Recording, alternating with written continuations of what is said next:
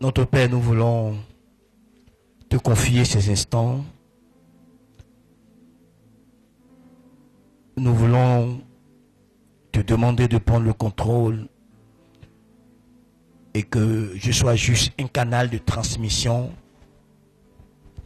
Juste un canal de transmission. Fais-moi grâce de transmettre ta parole dans sa pureté, dans son authenticité et dans sa véracité, dans le nom de Jésus-Christ.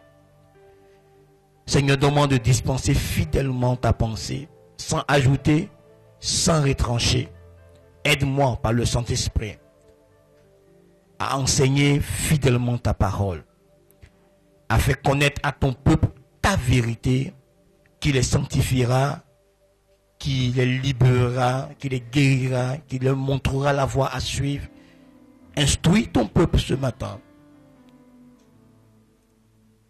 Nous te prions, Père, d'ouvrir l'esprit de ton peuple pour la compréhension de tes pensées, de ta parole. Mais surtout, oh Dieu, que cette parole pénètre les cœurs pour une transformation réelle de vie. Nous te prions, Seigneur notre Père, que ce matin des vies soient transformées, des vies soient restaurées, que des personnes soient rétablies dans la grâce de Dieu, rétablies dans le plan de Dieu pour leur vie. Nous te prions, notre Père, de nous inspirer les propos que chacun pourra comprendre.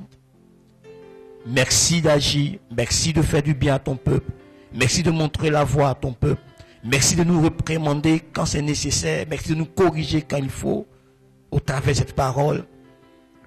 Fais tout ce qu'il y a à faire pour qu'on soit des hommes capables d'accomplir de bonnes œuvres pour la gloire de ton nom. Béni sois-tu d'agir maintenant, de toucher les cœurs, de toucher les entendements. Éloigne de nous la distraction au nom de Jésus. Amen. Gloire à Dieu.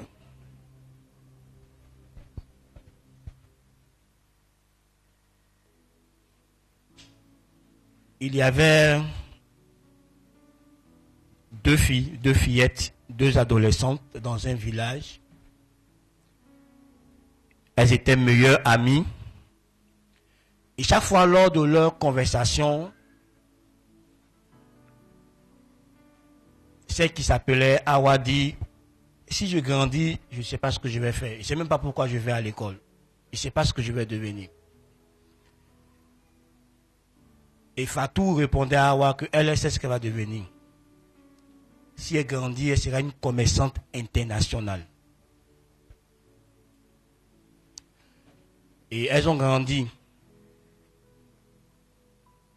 Fatou, après ses études, a commencé un commerce. Des années plus tard, elle a commencé à voyager partout dans le monde. Awa est restée la même personne. Selon vous, où se situe la différence entre Fatou et Awa?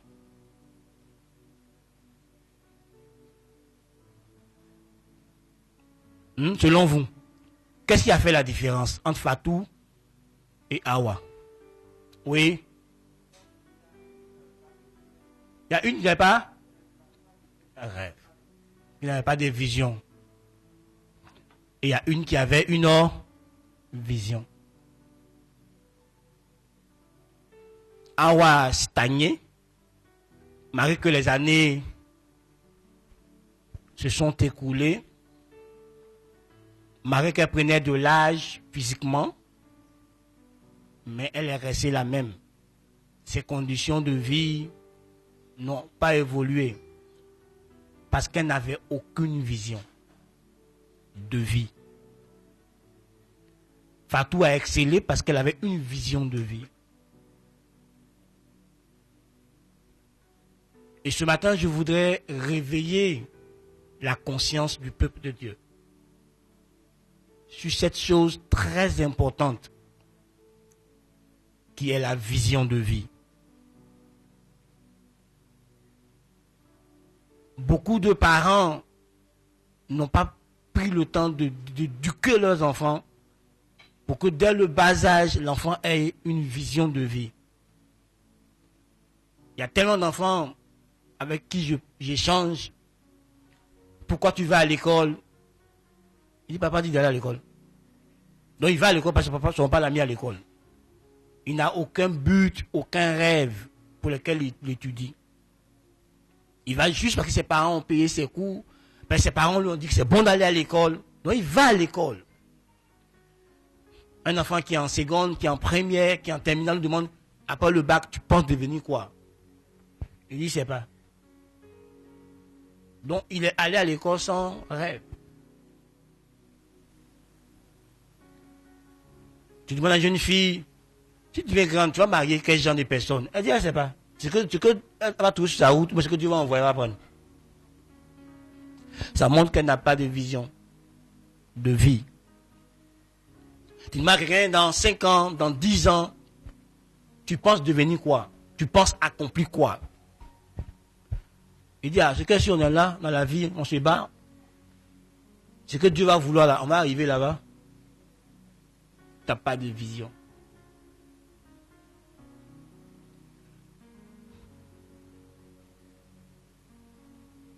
Frère, sans vision, il te sera difficile d'être constant. Sans vision, il te sera difficile d'accomplir quelque chose de potable, de véritable, qui marquera l'histoire des hommes. L'histoire de ta famille, sans vision.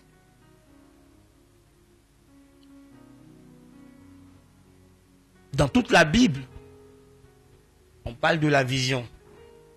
Lui-même que nous disons suivre et servir notre Dieu est un Dieu de vision, est un Dieu de but et de plan. Dans le livre de Proverbes 16:4, la Bible dit que Dieu fait toutes choses dans un but précis. Donc nous ne pouvons pas appartenir à ce Dieu, nous réclamer d'être fils et filles de Dieu et ne pas être des hommes et des femmes de vision. Parce que Dieu lui-même est un Dieu de vision.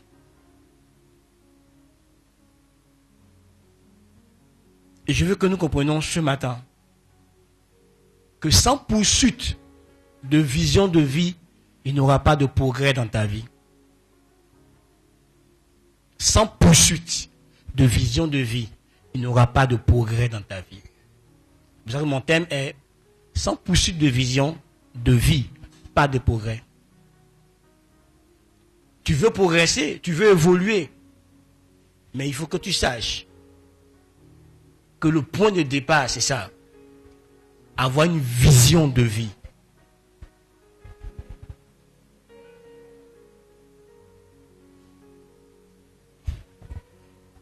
Nous allons lire dans le livre de Proverbes, chapitre 29.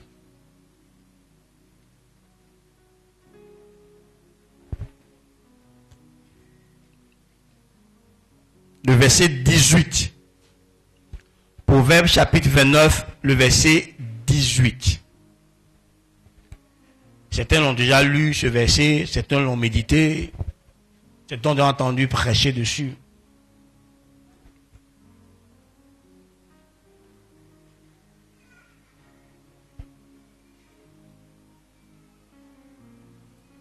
Sans vision, sans poursuite de vision, de vie, pas de progrès, pas d'évolution, pas d'accomplissement.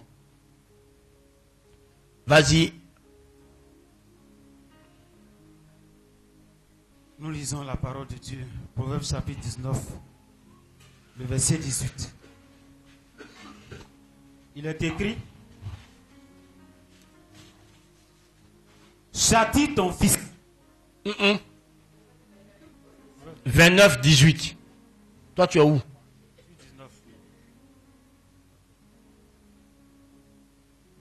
19. Quelqu'un d'autre cherche la version d'Abi pour moi. J'ai retrouvé. Et si quelqu'un peut avoir français courant, Bible français courant, voilà, on va lire dans ces 3 versions.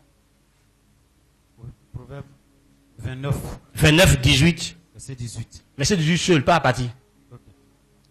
Quand il n'y a pas de révélation Quand il n'y a pas de révélation, le peuple est sans frein. Le peuple est sans frein. Heureux s'il observe la loi. Heureux s'il observe la loi. Version d'Abi. Quelle est la version d'Abi? Bon, lisez français courant d'abord. Bon, moi, j'ai version d'Abi.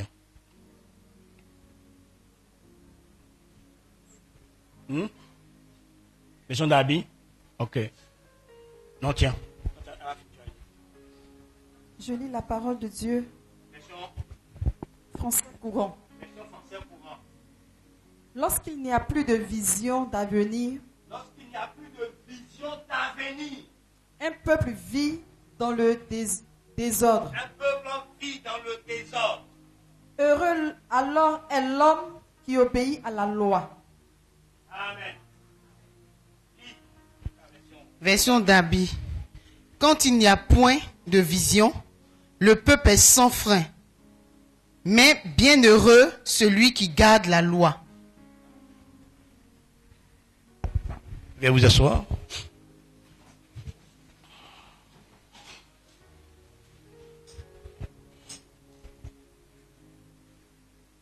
Révélation, vision.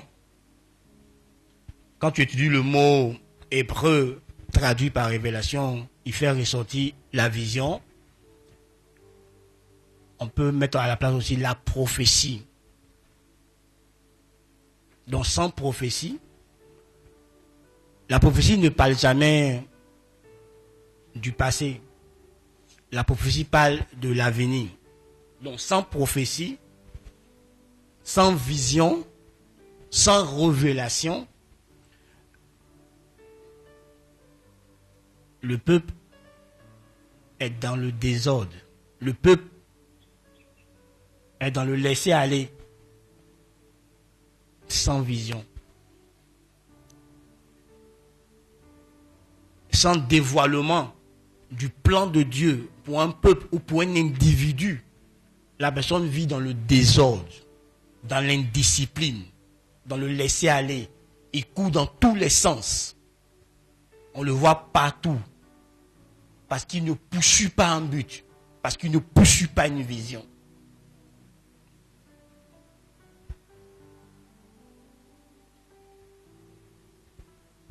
Frère, c'est quelque chose de primordial, capital. Et tout à l'heure, quand on parlera de l'importance de la vision, tu comprendras pourquoi j'ai dit que c'est primordial et capital d'avoir une vision, de découvrir la vision que tu portes, la vision de vie. Parce que si tu reconnais que c'est Dieu qui t'a créé, et si tu reconnais que c'est Dieu qui t'a sauvé, qui t'a fait naître de nouveau, tu sais alors que Dieu ne fait rien sans un but. Donc si Dieu l'a fait, il a un but qu'il désire accomplir avec toi. Et dans la Bible, tu verras que quand on te parle de dessein, le dessein de Dieu, tout ça, ça parle de la vision. Que Dieu nous a prédestinés. Donc tu es prédestiné à quelque chose que tu es censé accomplir, que tu es censé réaliser avant de quitter la terre des hommes. Nous ne sommes pas sur la terre pour nous promener. Hein. Nous sommes tous des personnes envoyées en mission par Dieu. Dans le grand rêve de Dieu, dans le grand plan de Dieu, dans ce que Dieu veut faire sur la terre, à chacun d'entre nous, Dieu a confié une partie ou un morceau qu'il doit exécuter, qu'il doit accomplir. Il part, un autre vient continuer jusqu'à le grand plan de Dieu pour l'humanité s'accomplit. Donc nous sommes tous des acteurs et non des téléspectateurs. Nous sommes des acteurs de vie. On n'est pas là pour observer la vie, pour regarder la vie. On est là pour jouer notre partition dans la vie. Chacun d'entre nous est porteur d'un plan, d'un dessein de Dieu. Et tu dois le découvrir et le poursuivre. Et c'est quand tu poursuis ce but-là que tu expérimentes des progrès, des évolutions dans différents domaines de ta vie. Donc tu vois, si tu vis dans le désordre, si tu te lèves chaque matin et que tu ne sais pas ce que tu dois faire, ça veut dire que tu ne poursuis aucun but. Si tu es assis et que tu gaspilles ton temps, tu ne poursuis aucun but. Ceux qui poursuivent un but ne peuvent pas gaspiller leur temps. Le temps est quelque chose de très précieux. Et il n'y a pas une personne parmi nous qui a plus de temps qu'une autre personne. Nous tous, on a 24 heures la journée. On a 7 heures, on a 7 jours dans la semaine. On a 4 semaines dans le mois. On a 12 mois dans l'année. On a 52 semaines dans l'année. On a 365 jours, tout le monde, dans une année. Comment se fait-il que d'autres accomplissent des choses magnifiques par jour, par semaine, par mois, par trimestre, par semestre et dans l'année, et leur vie évolue et que d'autres, jour après jour, heure après heure, semaine après semaine, mois après mois, année après année, ils stagnent, ils n'avancent pas, ils n'évoluent pas, ils n'accomplissent rien, rien du tout. Depuis 15 ans, depuis 10 ans, depuis 5 ans, depuis combien d'années, ta vie a la même couleur, ta vie a la même réalité, ta vie a les mêmes choses, parce qu'il y a absence de vision dans ta vie. Alléluia. Dieu a fait en sorte que les saisons de la vie ne se ressemblent pas. Vous voyez, même dans la vie normale, il y a le printemps, il y a l'été, il y a l'hiver, et puis il y a l'automne. Est-ce que ce sont les mêmes saisons? Et à chaque saison, il y a ce qu'il faut faire. Il y a ce qu'il ne faut pas faire. Il y a des choses que tu peux faire en hiver. Le froid va t'empêcher. Par exemple, en hiver, qui va cultiver? Personne. Donc, en automne, les gens font ce qu'ils ont à faire pour cultiver, pour avoir des résultats. Frère, je t'en prie ce matin, ne sois pas frustré, ne sois pas vexé, ne sois pas... Ne rentre pas dans la culpabilité parce que tu vas te rendre compte peut-être que tu as vécu toute ta vie sans vision. C'est pas grave. Dis à ton voisin, c'est pas grave. Dieu peut changer les choses. Abraham, à 75 ans, a reçu de Dieu une vision. Moïse, à 80 ans, d'abord à 40 ans, il a reçu la vision, il a négligé. Pendant 40 ans, et à 80 ans, Dieu a réveillé la vision à lui à nouveau. Et Moïse l'a accompli. Donc, peu importe ton âge, tu peux bien commencer. Frère, il te pose ce matin la question. Quand tu fermes tes yeux, que vois-tu dans ton esprit pour ton futur? La vision, selon sa définition selon la définition que j'ai choisie, que j'ai arrêté, la vision peut se définir comme l'image mentale que nous avons dans notre esprit. La vision peut se définir comme l'image mentale que nous avons dans notre esprit. La vision ne part pas de l'extérieur vers l'intérieur. Elle naît à l'intérieur. Un élément de l'extérieur peut la déclencher à l'intérieur. Mais la vision naît à l'intérieur, dans ton esprit.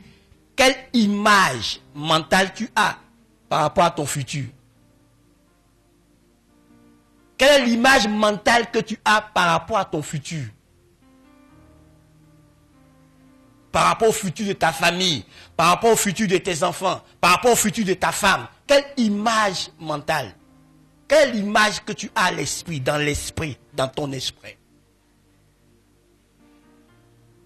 La vision, c'est le monde idéal que nous voyons dans notre esprit et que nous cherchons à matérialiser. La vision, c'est le monde idéal. Et chacun d'entre nous a son monde idéal.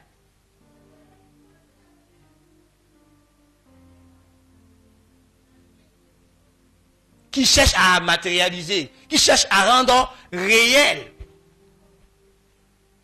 un monde idéal que nous voyons dans notre esprit. On voit où? Dans notre esprit. Ce n'est pas que Dieu dépose ses rêves pour nous. Ce n'est pas que Dieu dépose ses rêves dans notre esprit. Dieu dépose des images. Dieu dépose des visions. Dieu dépose des rêves. Dieu dépose des choses qu'il veut faire dans notre esprit. Donc tu le vois dans ton esprit et tu fais tout pour tu cherches à le matérialiser. C'est que tu vois.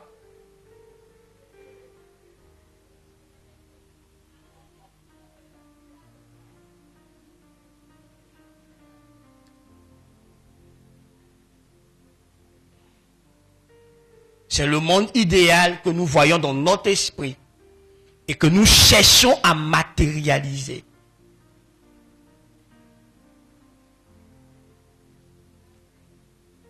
Martin Luther King, le pasteur, disait qu'il a eu un rêve. C'est pas qu'il a dormi et puis il a vu quelque chose, non. Il était éveillé, mais il y a eu une image dans ta tête où il voyait et les noirs américains, et les noirs et les blancs américains ensemble. Est-ce qu'il voyait dans son image? Et il a commencé à chercher à le matérialiser jusqu'à ce qu'il meure. Mais même après sa mort, les choses ont continué parce qu'il a pu avoir des disciples qui ont continué. Et les barrières entre les noirs et les blancs ont continué à être levées jusqu'à aujourd'hui, ça continue. Vous voyez, j'ai fait une étude sur l'histoire des Noirs. Pour être fier d'être Noir. Vous ne savez pas ce que les Noirs ont vécu pour qu'on les respecte comme Noirs. Ce que les Noirs ont subi pour qu'on les considère comme des êtres humains intelligents et respectables et dignes. Si tu sais ça, quand tu regardes la couleur de ta peau, tu vas te respecter toi-même. Mais si tu n'es pas fort dans l'esprit, tu peux tomber dans la haine. Hein? Parce que pendant que je faisais des recherches, que je regardais des films, que je lisais des documents, l'atrocité que les Blancs ont fait subir aux Noirs sur plus de 1500 ans. Et même aujourd'hui, ça continue. Hein? De manière subtile, mais ça continue. Parce que les Blancs se sont convaincus qu'ils sont supérieurs, qu'ils sont la race supérieure. Le Noir a beaucoup de choses à faire pour s'affirmer, pour qu'on le respecte, pour qu'on le traite en homme digne. Il faut connaître ton histoire, c'est important. C'est important dans l'orientation de ta vie. Il faut connaître ta propre histoire. En tant qu'Africain, en tant qu'Ivoirien, et même en tant que ton groupe ethnique.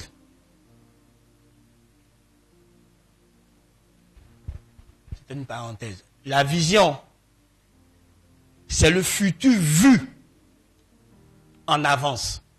La vision, c'est le futur vu en avance. Dans la Bible, Dieu a montré à Joseph, pendant qu'il avait encore 17 ans, son futur par des songes, dans des visions nocturnes. Pendant qu'il dormait, Dieu lui envoyait des visions nocturnes, qu'on appelle songes. Donc par des visions nocturnes, Dieu a montré à Joseph, un enfant de 17 ans, le futur qu'il avait. Dieu lui a montré qu'il allait être le leader de ses frères, sœurs, et même son père et sa mère. Il a eu des songes qui lui a montré que il est le leader. Et ses frères l'ont haï pour cela. Mais la vision s'est accomplie.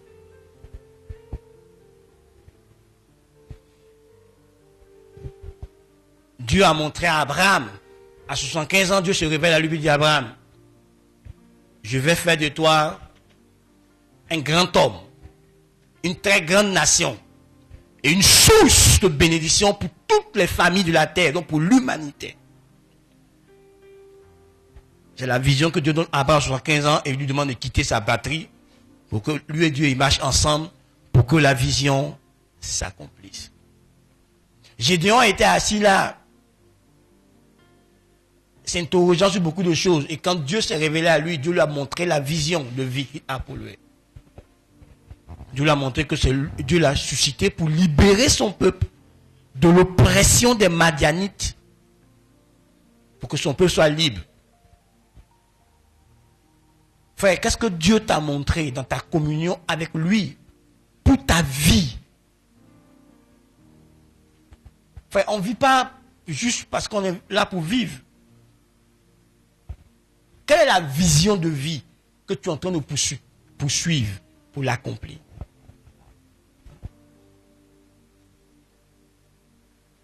Barack Obama était tout petit.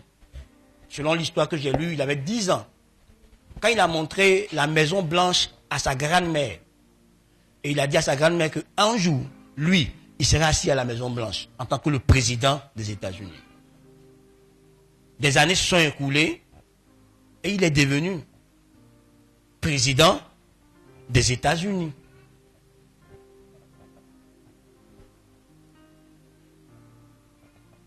Le président Gbagbo, il dit que c'est à l'âge de 18 ans, à Yamoussoukro, lors d'un meeting politique, pendant que le nom du politicien qui faisait le meeting, c'était un gars du PDCI, qui a déclenché en lui la vision qu'il porte aujourd'hui, jusqu'à ce qu'il est en train de mourir. Ce qui a fait que quand on lui a donné une bourse, et qu'on allait le faire étudier en France, les langues, il a changé pour faire l'histoire. À cause de la vision qui était à l'intérieur. C'est pour ça qu'il a changé pour faire l'histoire. Quelle est la vision que tu portes? D'autres l'ont découvert très tôt. Dans leur bas âge, ils ont découvert leur vision. D'autres dans leur adolescence. D'autres dans leur âge adulte. D'autres dans leur vieillesse. Certains, quand ils ont découvert leur vision, ils ont fait ce qu'on appelle la reconversion. Ils ont changé d'emploi par rapport à la vision qu'ils avaient. Frère, quelle est la vision que tu portes?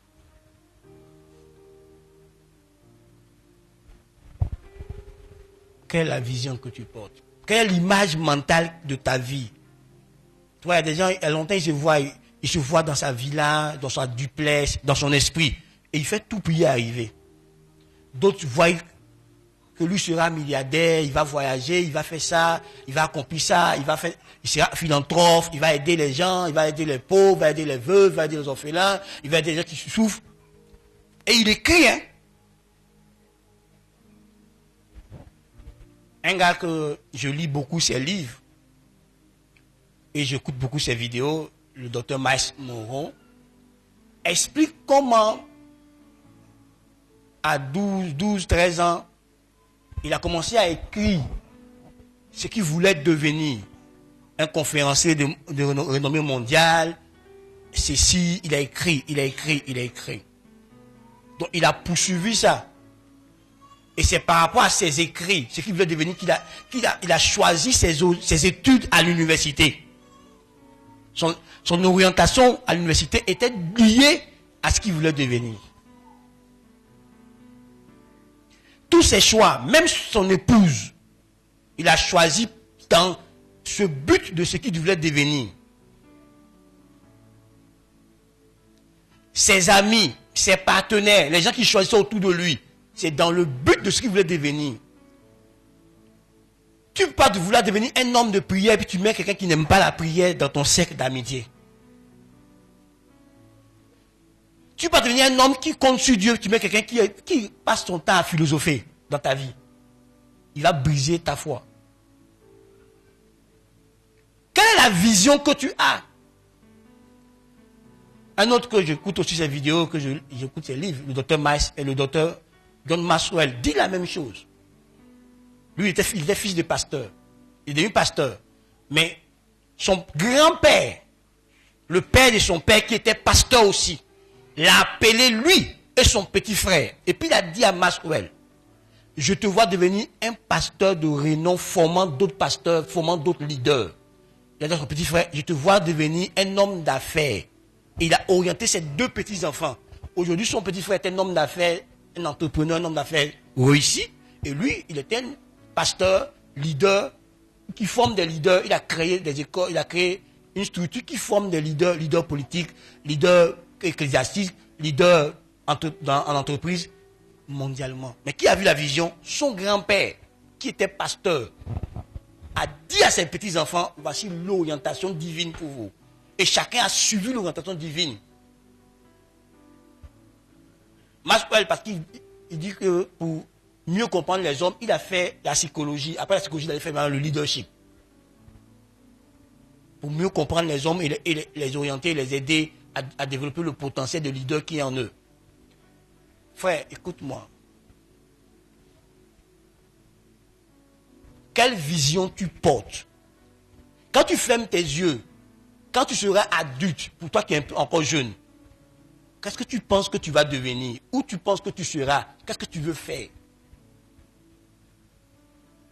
On se souvient tous que l'ancien président, le président fondateur, a demandé à son excellence Laurent Gbagbo d'être ministre. Il a dit non, que lui, il veut être président, c'est le fauteuil qu'il guette. Il ne cherche pas le poste de ministre.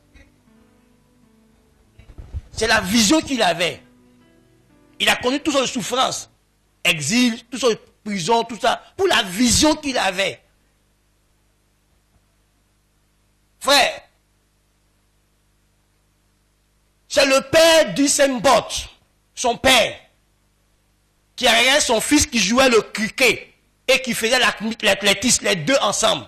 Et il accompagnait son fils à ces deux entraînements. Et il a vu que son fils était doué pour l'athlétisme. Il a dit à son fils, arrête de gâcher le temps. Ne fais plus de cricket, mais concentre-toi sur l'athlétisme. Aujourd'hui, il est une figure mondiale de l'athlétisme. Il a remporté tellement de lauriers. Il a dépassé lui-même le record qui était là. Il a dépassé lui-même son propre record qu'il a établi plusieurs fois.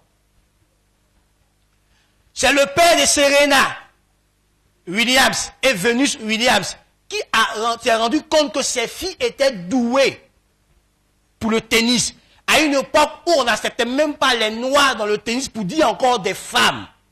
Il a été le premier entraîneur de ses filles et il s'est battu avec elles. Et quand il a commencé à monter au niveau professionnel, il a été honnête. Il a trouvé un professionnel pour les encadrer. Aujourd'hui, on parle d'elles mondialement parce que leur père a une vision.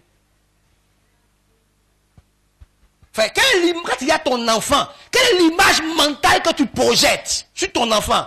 Est-ce que tu le vois en voleur? Tu le vois en officier supérieur? En juge? En grand politicien? Quelle est l'image mentale qui te vient à l'esprit pendant que tu es en train de prier pour ta fille, prier pour ton enfant? Quelle est l'image mentale que Dieu te donne sur le futur, sur l'avenir de ton enfant? C'est la mère de Jean-Baptiste qui a informé Jean-Baptiste, sa mère et son père, qui l'ont informé que lui, il est venu sur cette terre pour être le précurseur du Messie. Parce que Dieu a parlé à son père et à sa mère. Avant même qu'il ne naisse, son père et sa mère savaient ce qu'il allait devenir. Avant même qu'il soit conçu, son père et sa mère savaient ce qu'il allait devenir. Est-ce que toi, tu sais ce que tes enfants vont devenir? Est-ce que tu as pris le temps d'entrer dans la présence de Dieu pour consulter le Dieu qui t'a fait grâce d'avoir ses enfants, pour découvrir l'avenir de tes enfants? Parce que leur avenir et leur potentiel vont ensemble. Est-ce que tu as pris le temps de prier pour découvrir? Toi-même, pour toi-même, tu n'as pas encore découvert. Ton enfant, tu vas prendre le temps. Ah, on donne ce qu'on a. Si ce n'est pas un homme de vision, tu ne peux pas donner ça à tes enfants. Faites un homme de vision pour donner à tes enfants. Frère, quand tu es un homme de vision, vive ta souffrance, tu comprends, tu sais pourquoi tu vis ta souffrance, tu sais où tu vas. Tu sais d'où tu viens, où tu es quitté, et où tu vas. Frère, quel est ton futur? Quelle est la vision d'avenir que tu as? Demain, tu deviens quoi? Ça n'a rien à voir avec ce que tu es aujourd'hui. Demain, tu deviens quoi? Qu'est-ce que tu seras demain? Quand tu auras 60 ans, 75 ans, est-ce que tu seras quelqu'un qui a réussi, qui est en train de voyager, qui est en train de faire du bien, des conférences dans le monde entier, en train de parler aux gens, en train de faire du bien aux gens, en train d'accomplir, en train d'aider des associations à se développer? Qu'est-ce que tu seras demain?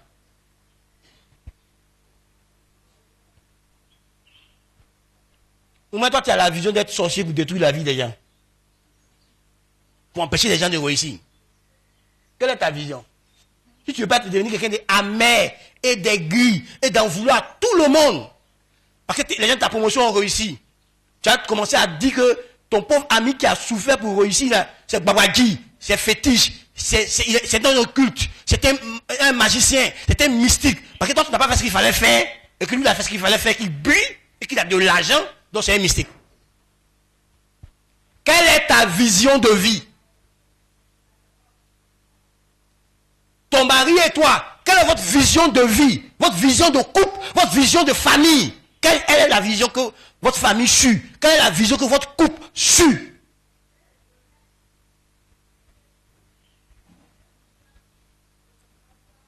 Bien aimé, c'est important, frère. Tu ne peux pas vivre sans rêve d'avenir. Il y a des gens, tu lui demandes, donc toi tu vas payer toute ta vie, lui. Il ne rêve même pas. Dieu construit. Mon frère, c'est cher. Moi, il peut louer. Donc toi, tu vas passer ton temps à louer tout jusqu'à la mort, à la mort. Même dans la retraite, tu vas louer encore. Il y a des travailleurs qui, dans la retraite, louent encore de maisons. Parce qu'il n'a pas eu de vision pour atteindre un but. Quand il serait vieux, que je vais faire moins d'argent, ou quand il serait vieux, qu'est-ce qu'il fait? Frère, on vit aujourd'hui, c'est bon. Bon, il faut vivre aujourd'hui tout en pensant à demain. Ne vis pas seulement aujourd'hui. Ne vis pas seulement l'instant présent. Comme les gens le disent. Non, vis l'instant présent. Les gens ont vécu l'instant présent. Ils ont brûlé leur million. Ils ont brûlé leur vie. Ils ont gaspillé leur vie. Maintenant, quand on est vieux, il se rend compte qu'il aurait dû faire ça. Il aurait dû investir ici. Il est fini. Il n'a plus de force. Et puis, il n'y a plus d'argent. Il n'y a plus les mêmes opportunités. Parce qu'il a vécu l'instant. Comme les gens qui leur slogan. On se marie un seul jour. Et pour un seul jour, pour quelques heures de cérémonie, on claque des millions et des millions dans une cérémonie. Alors que le mariage, ce n'est pas la cérémonie. Mais vous devez peut-être le mariage, c'est la cérémonie. Des gens qui claquent des millions et des millions pour une cérémonie de quelques heures. Et quand la cérémonie est finie, c'est qui va faire mal. La cérémonie finie, ils vont habiter à Gbenta. Ils ont célébré le mariage à l'hôtel Ivoire. Et ils vont habiter à Gbenta. Est-ce que tu comprends? Ils ont célébré le mariage à Novotel, à l'hôtel Ivoire, à Moon Hotel. Et puis ils vont habiter à Gbenta. Ils ont dormi 2 nuits dans une chute qui faisait 200 ans, combien de milles. Et ils vont dormir à Gbenta.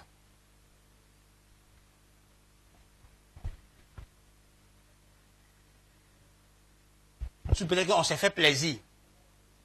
Après, c'est les mêmes qui appellent leurs amis, qui appellent leurs frères. Tu peux pas m'aider mon loyer? Ah, il y a une facture, tu ne peux pas m'aider? Ah! Tout le monde est parti à l'hôtel Ivoire à ton mariage. Tu as oublié, mon frère. Tu as montré que tu es un impéiste. Que tu es un peu. Mais pourquoi tu m'appelles pour payer ton loyer? Quand son frère lui disait que son frère est méchant, que son frère n'est pas compatissant. Non. Et quand on essaie de dire ça à des soeurs à l'église, ils ne veulent pas écouter.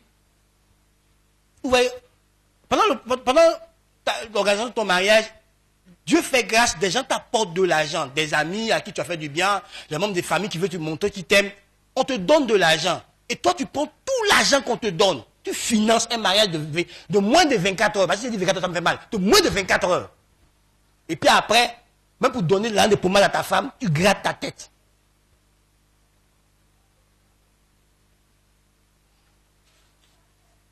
Bon, je ferme la parenthèse.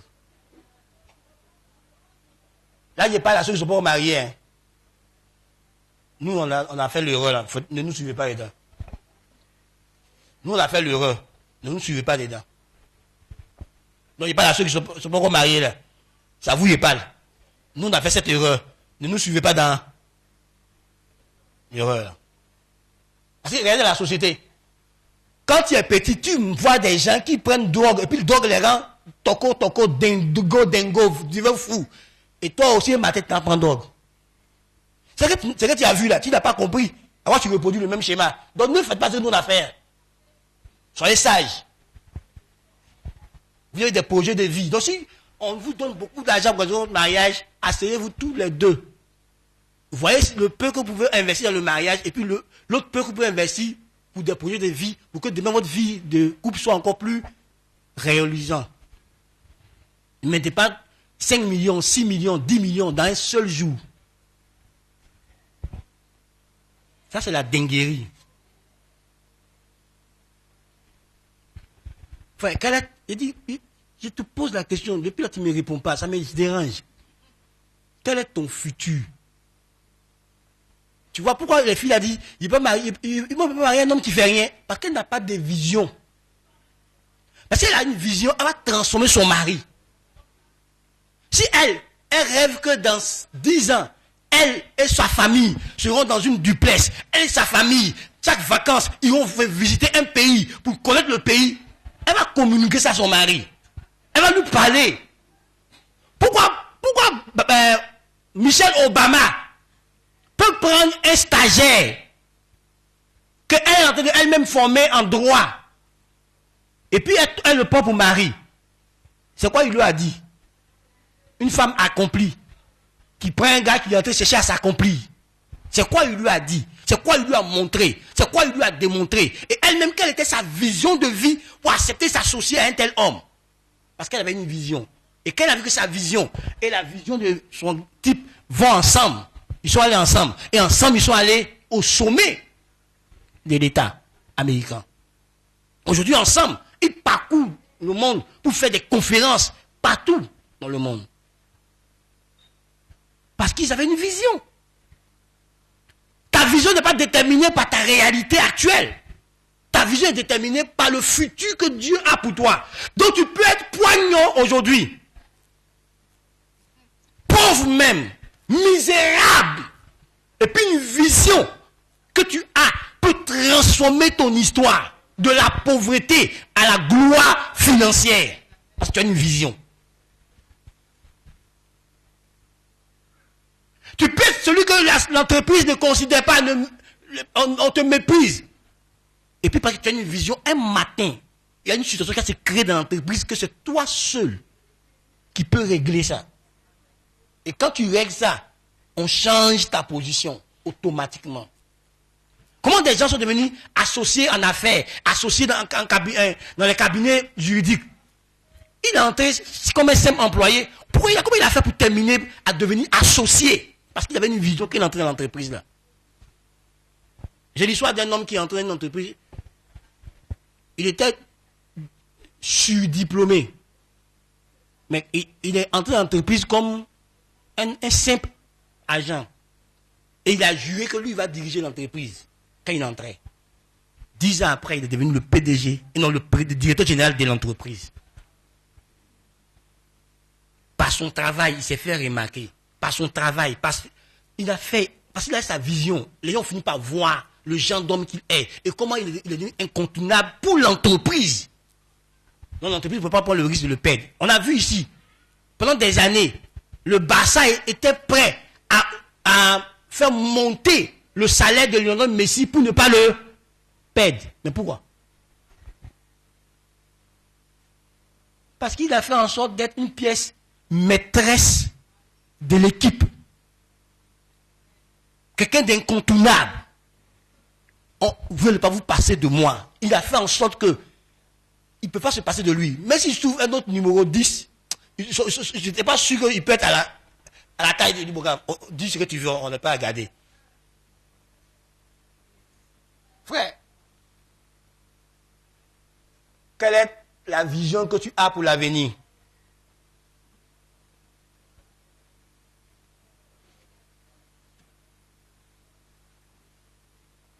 Je te pose la question, quelle est la vision que tu as pour l'avenir? Où tu vois tes enfants, où tu vois ta femme, où tu te vois toi-même dans l'avenir, dans le futur, que ce soit un futur proche ou un futur éloigné, où vous vous placez? Quelle est votre vision de vie? Vous êtes en train de poursuivre chaque jour.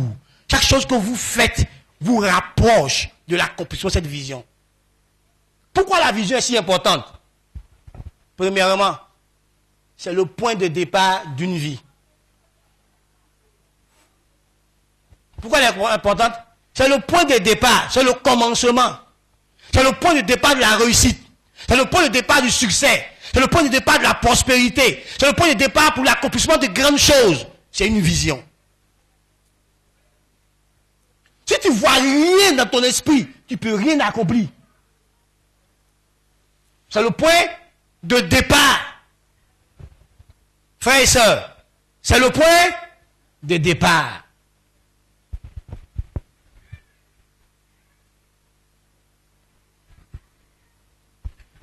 Abraham ne serait pas devenu Abraham s'il n'a pas eu la vision que Dieu va le bénir, le rendre grand, faire une source de bénédiction et que toutes les familles de la terre seront bénies par lui. Il ne serait pas Abraham aujourd'hui. C'est le point de départ. Quand tu commences ton foyer, quelle est la vision que tu as?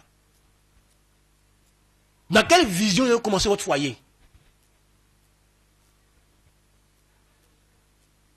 Il y en a qui commencent leur foyer avec la tête dans la vision que si ça chauffe, papa est là, maman est là, j'ai retenu ses parents. Donc quand ça a chauffé, ils ont demandé le divorce. Montrez-moi le seul foyer au monde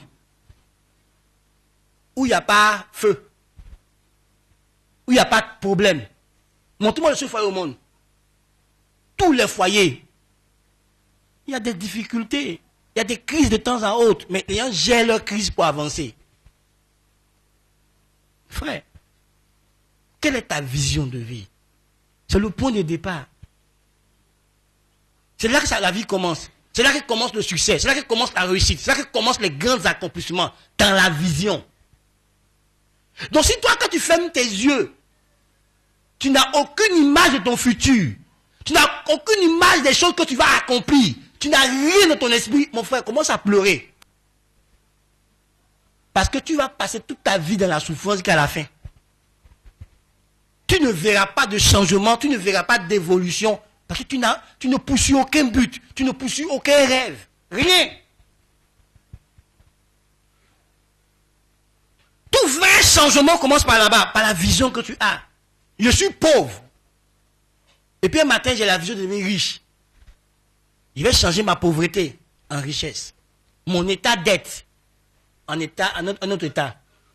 Mais la pauvreté là, c'est pas une manière de penser, hein. C'est une manière d'être. Tu vois, des gens ont des connaissances et puis ils sont pauvres. Ils sont allés loin à l'école puis ils sont pauvres. Ils ont l'argent et puis ils sont pauvres. Pourquoi? L'argent là, ça ne se multiplie pas, il retourne à la pauvreté. Parce qu'il est conditionné. Il a une manière de penser, de réfléchir, qui n'a rien à voir avec les riches. Donc si tu veux, on peut te donner beaucoup d'argent. Mais tu vas finir par devenir pauvre. Si vous ne me croyez pas, on va prier pour que l'espérance arrive. On prend tous les noirs, on les amène en Occident. On prend tous les blancs, on les ramène en Afrique. 10 ans après, l'Afrique sera développée, l'Occident reviendra dans un état piteux. Pourquoi? Ça coûte la mentalité. Allez-y, allez-y. Je causais avec un ami. Ils ont créé Sikoji le tout en France. Leur comportement là, ils ont amené ça en France. Donc, il y a des quartiers en France, chose qu'on m'a expliqué. Ils ont laissé ça aux Noirs. Les Blancs sont ailleurs. Les Noirs. Et puis, ils font leur comportement de Sénégalais, leur comportement de Guinéens, leur comportement de Maliens. Ils ont ramené ça là-bas. Ils ne respectent rien. Donc, vous voyez, c'est ça. C'est pas parce que les Blancs nous dominent. C'est ici là qui fait ça.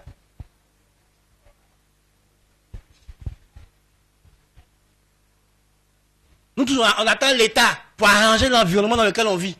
On attend l'État. Tout le monde, l'État n'a pas fait. L'État n'a pas fait. L'État c'est qui? C'est nous tous.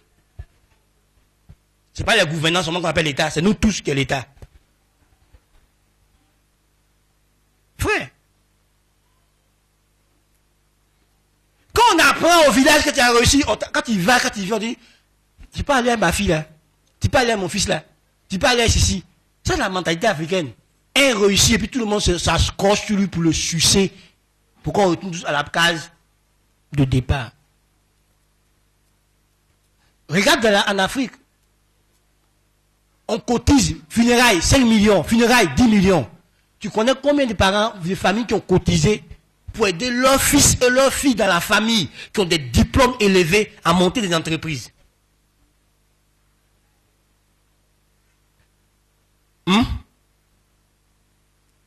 Mais rien en Europe.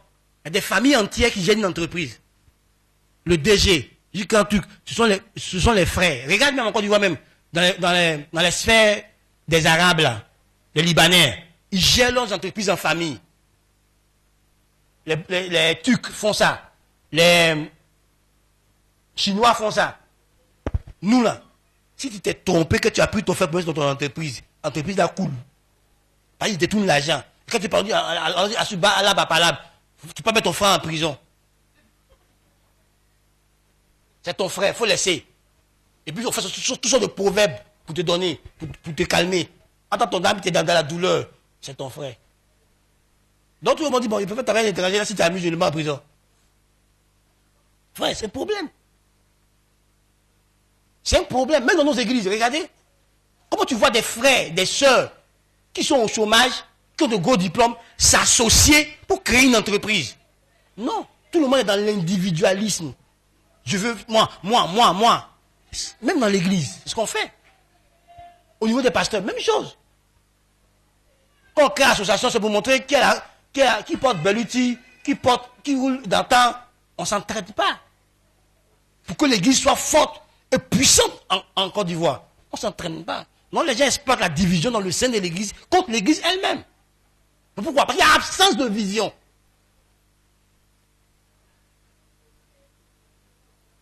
Il y a absence de vision.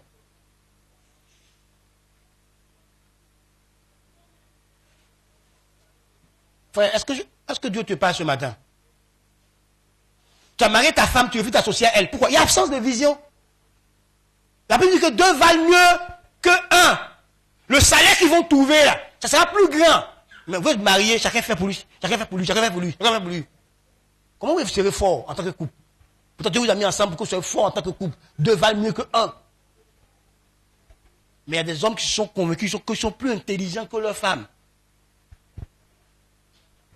Donc il ne peut pas s'associer à elle. Mais écoute-moi, aussi minime que son intelligence est, elle peut t'amener plus loin. Et sa petite intelligence sera un plus pour toi, et puis tu vas aller plus loin. Malgré que tu es intelligent, tu ne connais pas tout parfaitement parce que tu n'es pas Dieu. Et une petite portion d'intelligence que tu as dans ta femme, là, ça peut t'aider à aller plus loin. Oui, peut-être elle n'a pas une intelligence intellectuelle élevée. Mais l'intelligence n'est pas seulement intellectuelle. Il y a l'intelligence émotionnelle. Donc toi, tu peux avoir l'intelligence intellectuelle, puis tu n'as pas l'intelligence émotionnelle, puis ta femme a l'intelligence émotionnelle pour t'aider à t'équilibrer. Il y a l'intelligence de la vie. Et l'intelligence relationnelle. Donc tu peux être intellectuel, puis tu ne sais pas comment établir des relations, comment avoir des relations. Puis ta femme qui n'est pas intellectuelle, elle sait comment tisser des relations et entretenir des relations. Donc l'intelligence n'est pas seulement intellectuelle. Il y a l'intelligence spirituelle.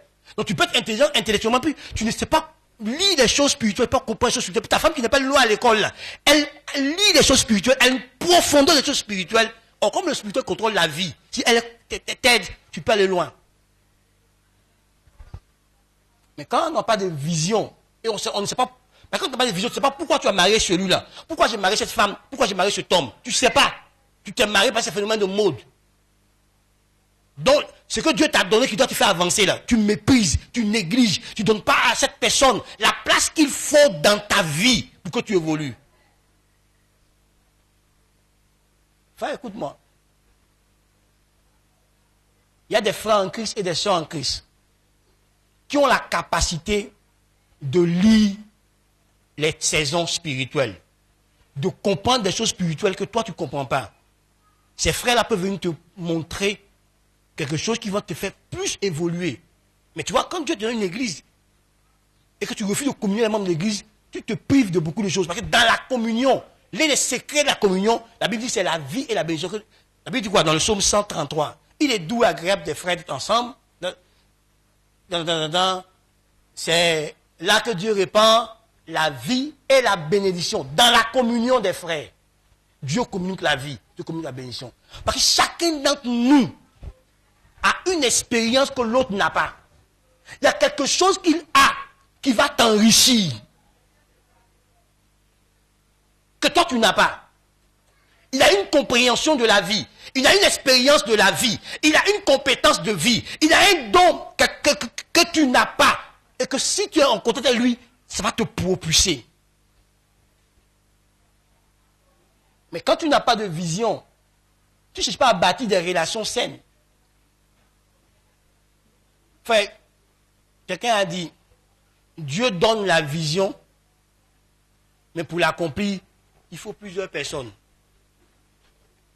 Tu ne peux pas avoir la vision, par exemple, de créer une université et tu refuses de t'associer à d'autres professeurs, d'autres domaines. Mais toi seul, tu ne peux pas gérer toute l'université. Toi seul, tu ne peux pas enseigner dans toute l'université parce que tu n'as pas toutes les compétences, tu n'as pas la science infuse. Donc, il te faudra d'autres personnes qui sont des experts, qui sont des professeurs, des personnes qualifiées dans d'autres disciplines que tu veux mettre dans ton université, dans la faculté. Donc, il faudra des doyens qui vont diriger des facultés. Et dans ces facultés-là, il y aura des professeurs, il y aura des assistants professeurs. C'est toute une équipe pour accomplir une vision. Donc, quand toi, tu dis que tu es porteur de vision, et tu ne cherches pas à construire des relations saines, tu n'es pas porteur de vision. Et tout porteur de vision sait que lui seul ne peut pas accomplir sa vision. Il a besoin d'une équipe pour accomplir la vision. Alléluia. Est-ce que Dieu parle à quelqu'un? Donc c'est là le point de départ de la vie. Tu te lèves le matin, tu cours pourquoi? Toutes les fatigues que tu t'endures, tous les sacrifices que tu fais là, c'est pour atteindre quel but? C'est pour quelle cause? Quand tu te prives de telle chose, c'est pourquoi?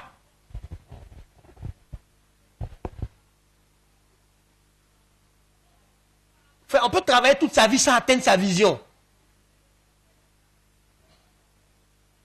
On peut travailler dur sans atteindre sa vision. Parce qu'on ne la connaît même pas. Ouais, moi, les gens, ils travaillent. J'en connais. J'accompagnais souvent mon père qui était à Abidjan, à Copec là. Et on voyait des retraités là-bas. Des gens qui ont travaillé dur, mais qui n'ont rien accompli, qui n'ont rien réalisé. Ils vont mourir sous silence. Ils n'ont pas fait tâche d'huile quelque part. C'est le point de départ, mon frère. La vision. Tout commence dans la vision. Dans l'image mentale de ton futur. C'est là ton point de départ. Et puis tu cours pour aller atteindre. La vision est la brique de Dieu. La vision est la brique que Dieu utilise pour construire. Montre-moi un seul homme avec qui Dieu a marché et Dieu ne lui a pas donné une vision. La vision est la brique que Dieu utilise pour construire, que Dieu prend pour construire. La vision est la brique que Dieu prend pour construire. Montre-moi un seul homme dans la Bible, même dans la vie aujourd'hui, actuelle, contemporaine, avec qui Dieu marche sans un but. Quand Dieu veut marcher avec quelqu'un là, il lui donne une vision. Et c'est à partir de cette vision-là que Dieu construit la personne, que Dieu bâtit la personne. Dieu te dirige dans une direction précise. Alléluia. Donc sans vision, mon frère, il y a des gens qui ont créé des entreprises, mais l'entreprise n'est pas sa vision. L'entreprise est un moyen qu'il va utiliser pour accomplir sa vision. Donc tu le vois, il a créé des entreprises, mais c'est pas, l'entreprise n'est pas sa vision, c'est un moyen. Il prend les ressources que l'entreprise lui donne pour aller maintenant accomplir ce pourquoi il vit, sa vision. Tu vois, il y a des partis politiques, ils ont créé des chaînes de télévision. Ça va leur apporter de l'argent, mais ce n'est pas leur vision. Le parti politique a sa vision. Mais la chaîne de télévision les aide à diffuser leur pensée, leur vision. Ça leur donne aussi les moyens pour atteindre leur vision. Mais l'entreprise qu'ils ont créée en tant que chaîne de télévision n'est pas leur vision. Donc il faut faire la différence entre les moyens et la vision. Les moyens que tu as utilisés pour la vision et la vision.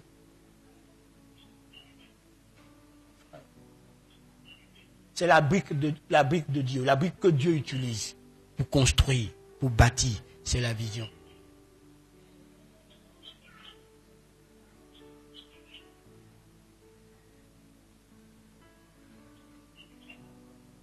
Nous on sait que la Bible dit en Proverbe 16:4 que Dieu fait toutes choses dans un but précis. Donc quand Dieu vient vers toi là, il y a un but qui te donne et c'est avec ce but là qui marche avec toi puis qui te construit jour après jour.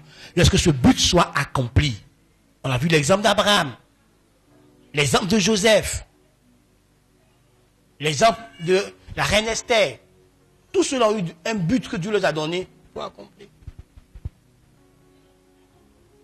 La vision est source de discipline. Proverbe 29:18 dit que quand il n'y a pas de vision, le peuple est sans frein. Le peuple est dans le désordre.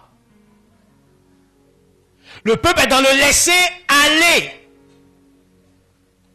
Donc la vision est source de discipline. Un homme qui a une vision, sa vision le discipline.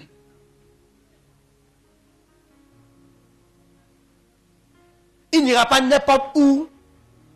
Il ne portera pas n'importe quoi. Il ne mangera pas n'importe quoi. Ouais, par exemple, un homme qui dit, je vais être en bonne santé, qui a la vision d'être en bonne santé, qui a le but d'être en bonne santé, il ne mange pas n'importe quoi, il ne mange pas n'importe où. Il veille à ce qu'il mange. Tu le verras se discipliner pour faire ses exercices sportifs, pour être en bonne santé. Il se reposera suffisamment, quand il sentira la fatigue, il mangera de manière qualitative et non de manière quantitative. Il ne dira pas, l'essentiel c'est d'être rassasié. Non, l'essentiel n'est pas d'être rassasié. L'essentiel est de se nourrir pour être en bonne santé. Pas d'être rassasié. Et puis t'empiffrer de tout ce que tu trouves sur la route. Non. Tu joues à ta propre santé. Quand on parle, non, vous faites comme les Blancs. Vous regardez les Blancs font 80 ans. Ils durent. Même quand il a 75 ans, tu le vois marcher. On a un jeune de 45 ans. Nos gars de 50 ans ici, là, on les voit. Quand il s'assoit pour se lever, là, on voit. Il attrape sa hanche, il souffle comme ça pour se lever. Il a 50 ans.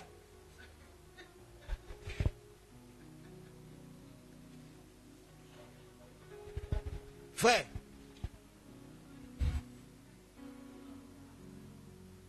ta vision te discipline dans tes choix de lecture, tes choix d'écoute. Un gars qui a une vision, il ne passe pas son temps à écouter n'importe quoi, il ne lit pas n'importe quoi. La vision t'aide à gérer ton temps avec intelligence. Parce que quand tu as une vision, tu rends compte que le temps est précieux. On ne faut pas le gaspiller.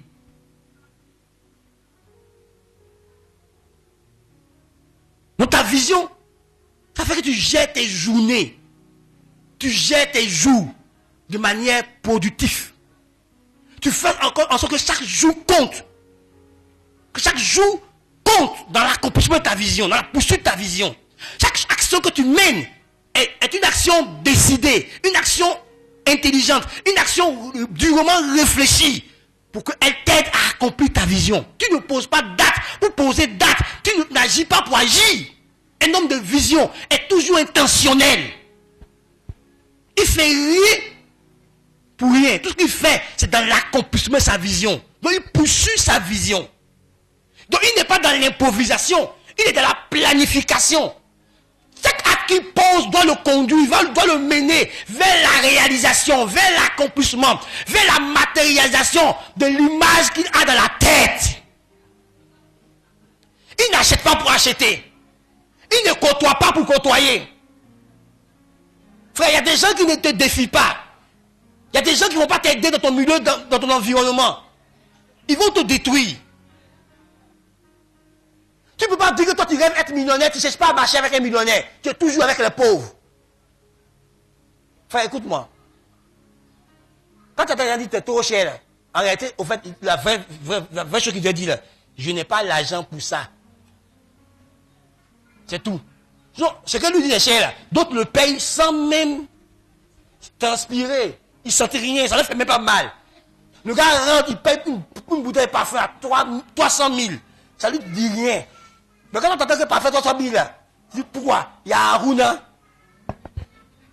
Frère, est-ce que la pauvreté t'a bien frustré même?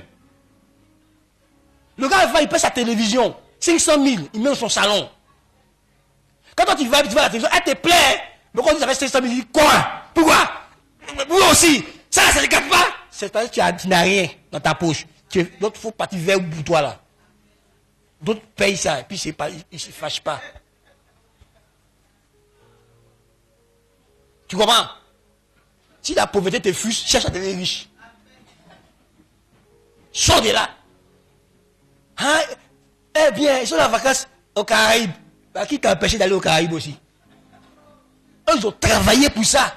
Pour que chaque vacances, ils puissent se faire plaisir, aller découvrir notre pays. Mais tu vois, écoute-moi bien, quand tu vas dans notre pays, là, que tu es vraiment curieux, tu reviens enrichi. Parce que les cultures, ça enrichit. Tu vois, quand tu vas dans d'autres pays, les choses que tu vas découvrir là-bas, là, tu peux les exporter pour les mettre chez toi pour le faire. Est-ce que vous savez que le cacao, ce n'est pas une culture africaine, c'est une culture du Brésil. Mais aujourd'hui, nous on est premiers devant les Brésiliens là eux-mêmes. Frère, les Chinois n'ont pas pris notre acquérir pour exporter. Ils vont nous dominer de là. Acquérir là pour eux. Il y a plein de manioc chez eux là-bas. C'est chez nous. Mais comme ils sont venus à leur savoir, ils nous dépassent. Comme nous, on ne sait pas ce qu'on a et on s'amuse avec. Frère, bâtis la vie que tu veux. Non, sans vision, tu ne peux pas te discipliner. Quand tu sais pourquoi tu t'es levé ce matin, un coup de fil ne va pas te distraire. Tu as ton agenda, la nuit, à 23h ou 22h, avant de dormir, tu as planifié ta journée. Tu me lèves le matin, de 7h à temps, il fait ça. De temps à temps, il fait ça. Non, à partir de 4h du matin, il me lève. Je fais ma dévotion matinale. Je prie et je médite jusqu'à 6h. 6h, je fais mon sport. De 6h à 6h30, je fais le sport. De 6h à 6h40, je fais le sport. Il y a 15 minutes pour me laver. À 7h, je suis en route pour le travail. À 7h, je suis en route pour un rendez-vous. Tu as planifié ta journée. Quelqu'un va t'appeler pour dire, Joe, tu fais quoi? Et puis il répond, rien.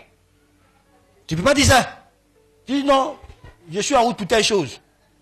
Mais est-ce qu'on peut se voir? Non, dans ma journée, il n'y a pas de créneau pour qu'on se voie. Donc on va programmer ça. Et tu programmes. Mais ta journée est planifiée. Ta semaine est planifiée. Chaque matin, tu te lèves, c'est ce que tu dois faire. Ton mois est planifié. Ton année est planifiée. Ton trimestre est planifié. Tu ne peux pas vivre une vie planifiée et ne pas accomplir de grandes choses. On parlera de ça, des affaires de planification. On ne vit pas dans le désordre, mes amis. Tu ne peux pas accomplir de grandes choses dans le désordre. Tu ne peux pas atteindre tes buts dans le désordre. Non, frère. Faut te discipliner. Les gens qui le font là sont des hommes comme toi et moi. Mais tu as compris que s'ils veulent aller loin, ils doivent gérer leur temps. Ils doivent discipliner leur vie. Il y a un homme qui était plus désordonné que toi. Il y a un homme qui était dans le laisser aller à un niveau plus élevé que pour toi. Mais ils ont travaillé dur pour s'auto-discipliner à l'aide de Dieu. Pour qu'ils accomplissent de grandes choses. Frère. Quand il n'y a pas de vision, le désordre s'installe. Quand on ne sait pas où on s'en va là, c'est comme ça.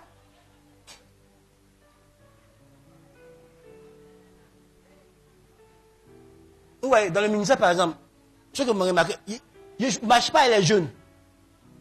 Parce qu'ils ne vont pas m'aider dans ma vision. Ils marchent avec les vieux. Les gens qui ont de l'expérience ministérielle. C'est eux qui sont. C'est eux d'eux qui me suis fait entourer. Pour qu'ils me conseillent, pour qu'ils me guident, pour qu'ils m'aident. Ce n'est pas un jeune comme moi qui cherche la route là. Il m'a cherché à retrouver la route là. Et puis il conduit mes pas. Frère, de qui?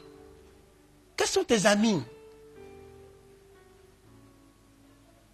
Frère, sois discipliné. Le désordre va s'installer dans ta vie. Et là, je me demande pourquoi tu as fait cette dépense. Il ne peut pas expliquer pourquoi il a fait la dépense. Sa vie financière est désordonnée. Il ne s'est pas occupé de sa vie financière pour régler sa vie financière. Mais il veut devenir riche. Il veut prospérer, il veut accomplir de grandes choses. Et ta vie financière n'est pas planifiée, elle est désordonnée. Tu achètes pour acheter, tu es un convulseur, un acheteur convulsif. Tout ce que tu vois, tu prends. Et quand tes émotions font ping, tu as fini. Tu as déjà mis ta main à la poche, tu l'as donné. Et c'est après que tu réfléchis. Mais pourquoi il paye ça la même? Il te faut de la discipline là. Tu vas au supermarché, tu allais faire tes achats. Et tu payes des choses en surplus. Tu peux peut-être que c'est solde. Tu as prévu ça. Tu as réfléchi à cet effet. Quand tu n'as pas de vision, tu es, même dans ta vie financière, tu es dépensier, tu es désordonné. Parce que tu n'as pas de vision. Ton argent sert à quoi? Tu ne sais pas. Parce que tu n'as pas fixé un but à ton argent. Quand tu fais la planification, tu choisis à quoi va servir ton argent. Quand tu t'as bien budget, que tu sois consciente, tu as choisi à quoi doit servir mon argent.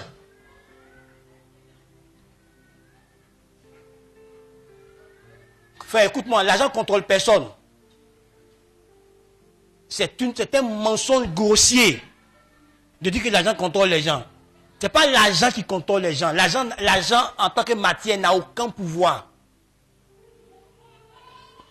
Ce qui te contrôle, c'est l'amour de l'argent. Ce n'est pas l'argent. C'est l'amour excessif de l'argent qui te contrôle. Ce n'est pas l'argent. Il faut bien faire attention. Ce n'est pas l'argent ton problème. C'est l'amour que tu as développé, le culte que tu rends à l'argent, le pouvoir invisible que tu as donné à l'argent, alors que l'argent n'a pas ce pouvoir-là, est censé être juste un instrument pour te servir là. C'est ça qui te crée un problème. Donc quand tu n'as pas de vision, même ton argent, tu le dépenses en désordre. Quand tu n'as pas de vision, tu permets à n'importe qui d'entrer dans ta vie, d'être en relation avec toi. N'importe qui, il rentre. Parce que tu n'as pas de vision. Donc quand tu as une vision, tu choisis, tu sélectionnes tes amis. Tu as une catégorie d'amis. Et chaque catégorie, tu sais pourquoi cette catégorie est là. Ouais, les hommes riches, ils ont toujours des petits. Il sait pourquoi le petit, là, il a accepté dans son cercle là. C'est son petit coussier. Comme quand il a occupé, celui qui a fait certaines choses pour lui là, les petits cousses là, il est là. Et puis là, il a différents niveaux d'amitié. Et il sait pourquoi chacun est calé là.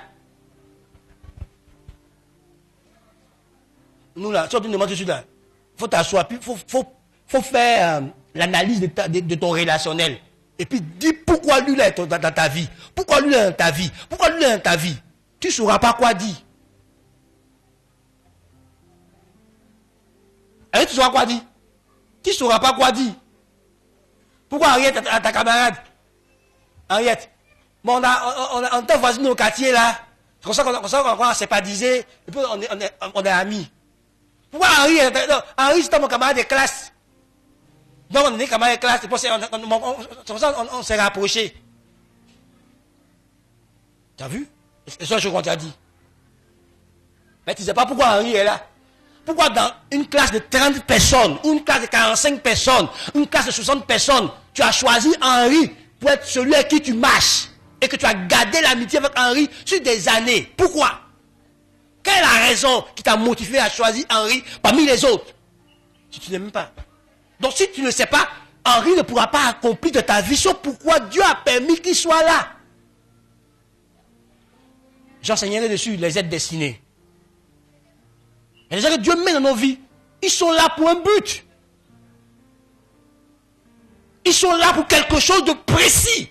Il y en a que Dieu met pour développer la patience en toi. Il y en a que Dieu met pour te motiver. Il y en a que Dieu met pour te défier. Il y en a que Dieu met pour te discipliner, pour te corriger, pour que tu ne sortes pas du plan de Dieu. Dans la Bible, on dit, Dieu a placé les bornes. Il y a des gens qui sont des bornes de Dieu. Tu te les déplaces, ça vit ta vie.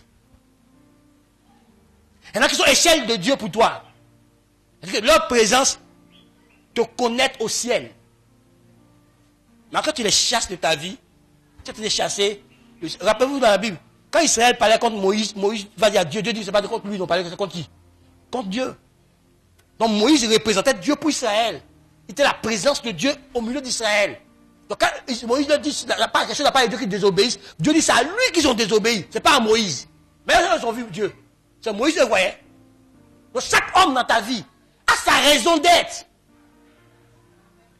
Chaque personne dans ta vie, il faut t'asseoir pour demander quelle est la raison d'être de celui-là?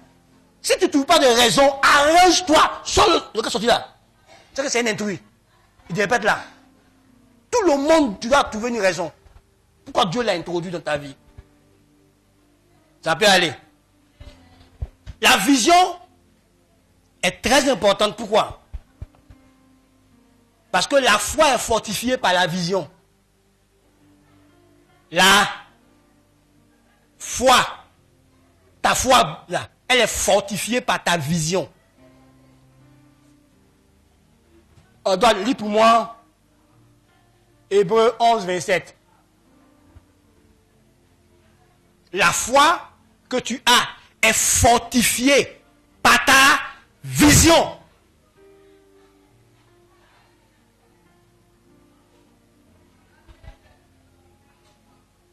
Tu as eu 11, 27. C'est pas rapide, hein?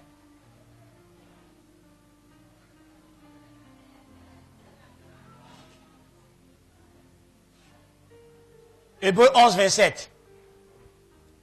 Hébreux 11, le verset 27. Uh-huh. Nous lisons. Oui. C'est par la foi qu'il quitta l'Égypte. Par la foi qu'il quitta l'Égypte. Sans être effrayé de la colère du roi. Sans être effrayé de la colère du roi. Car il se montra ferme, comme voyant celui qui est invisible. Comme quoi? Voyant celui qui est invisible.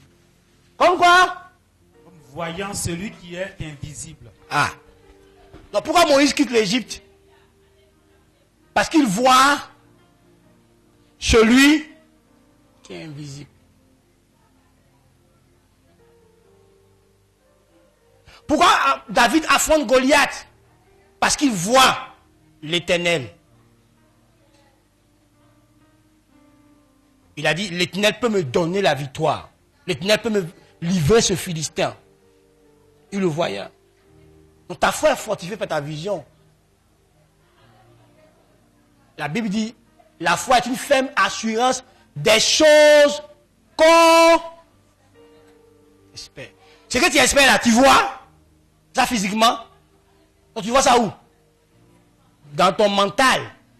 Donc les choses que tu vois dans ton mental là, te donnent une ferme assurance. Et ça te pousse à la démonstration.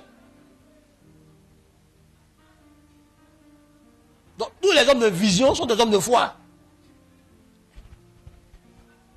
Parce qu'une vraie vision, l'un des signes d'une vraie vision, c'est qu'elle te dépasse toi-même. Si tu as une vision que tu peux accomplir toi-même sans le secours de Dieu, ce n'est pas une vision, c'est une ambition.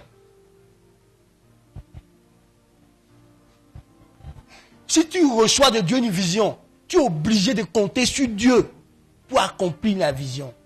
Abraham ne savait pas où il allait. Donc pour connaître le coin où il allait, il devait compter sur qui? Sur Dieu. Si toi-même tu peux réaliser ta vision, c'est plus la vision. C'est ton ambition.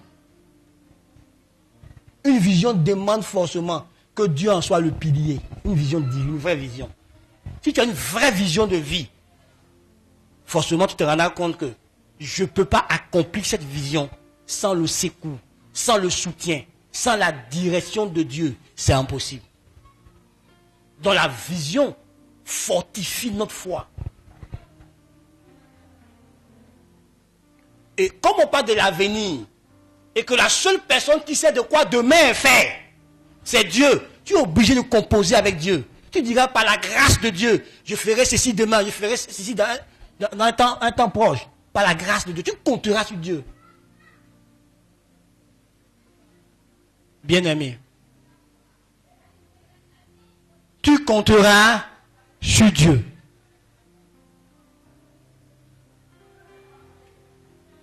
Donc si ta foi vacille un peu là, vérifie ta vision.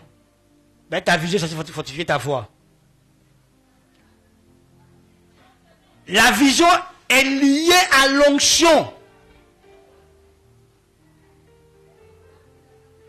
Jésus a dit en Ésaïe 61, verset 1 à 5 que tu liras à la maison. Verset 1 à 3. Ésaïe 61, verset 1 à 3 tu liras à la maison.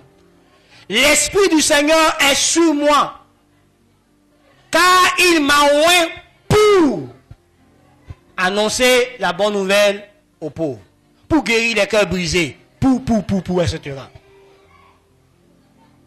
Donc Dieu te oint par rapport à la vision, par rapport à la mission, par rapport au but qu'il veut accomplir avec toi.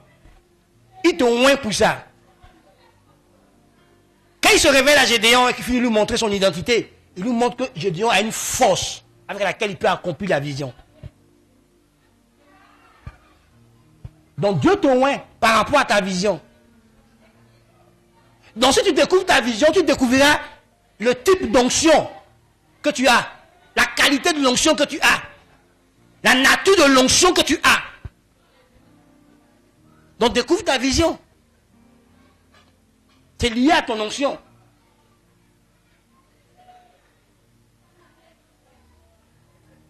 Non, Ésaïe 61, verset 1 à 3.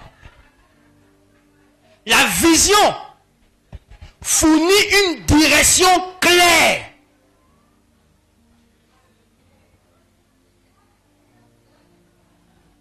La vision fournit une direction claire. La vision fournit une direction claire.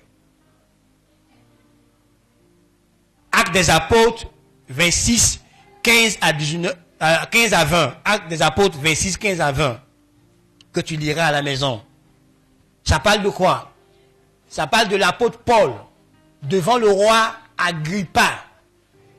Lorsqu'il est en train de se défendre contre les accusations des Juifs. Et l'apôtre Paul va parler de la vision qu'il a eue quand il a rencontré le Seigneur et de la mission que le Seigneur lui a confiée. Et il dira une phrase importante là-bas. Il dira au roi que lui, l'apôtre Paul, il n'a pas résisté à la vision céleste. Donc c'est le chemin qu'il suit, le chemin de la vision céleste. Ce que Dieu lui a demandé de faire là, est-ce qu'il fait? Qu'il n'est pas allé contre la culture des Juifs. Mais il ne fait que poursuivre la vision de Dieu.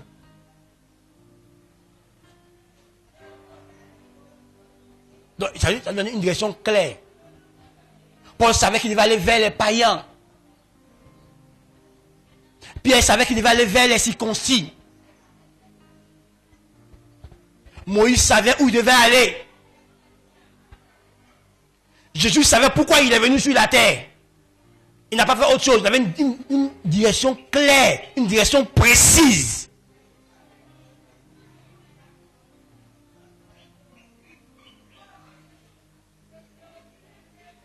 Quand il a dit non, moi je ne sais pas ce qu'il a fait de ma vie. Il n'y a pas de direction.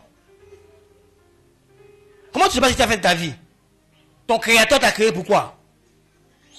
Tout ce qu'on crée, le créateur fixe à la chose créée ou à la personne créée le but. Donc Dieu t'a créé, il t'a fixé un but. Donc comment tu ne sais pas quel chemin emprunter, quelle direction suivre dans ta vie, alors que Dieu t'a fixé un but?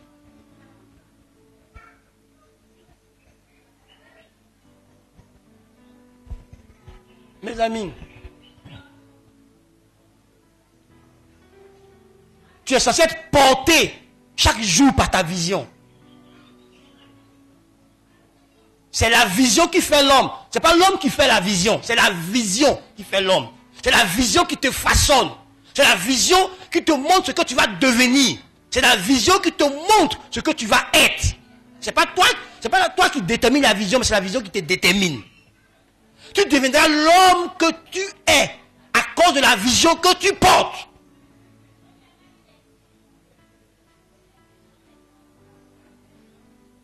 Si ta vision est d'aider les orphelins, tu deviendras le père des orphelins.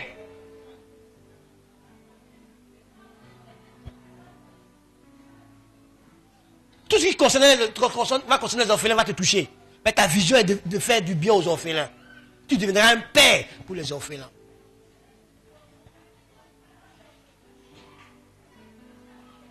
Quelle est ta vision? Elle déterminera la personne que tu es. Jésus est le Messie parce qu'il a la vision de sauver l'humanité. Quelle est ta vision? elle déterminera la femme que tu vas devenir.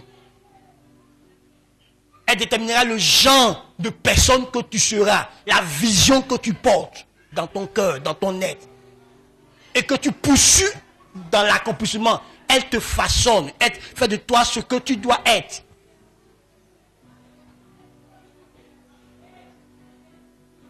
La vision te fournit l'idéal d'homme ou l'idéal de femme que tu veux être.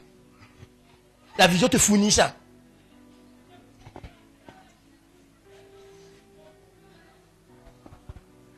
Si Abraham est devenu le père d'une multitude de nations, la source de bénédiction, dans sa vision, lui a dit, je vais faire de toi une source de bénédiction.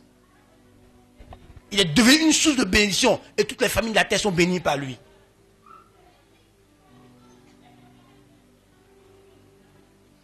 Gédéon lui a dit, je veux que tu délivres mon peuple. Israël a reconnu Gédéon comme un libérateur parce qu'il avait la vision de les délivrer, de les libérer de l'oppression. Donc si tu ne sais pas ce que tu vas être, ça veut dire que tu ne connais pas la vision que tu portes.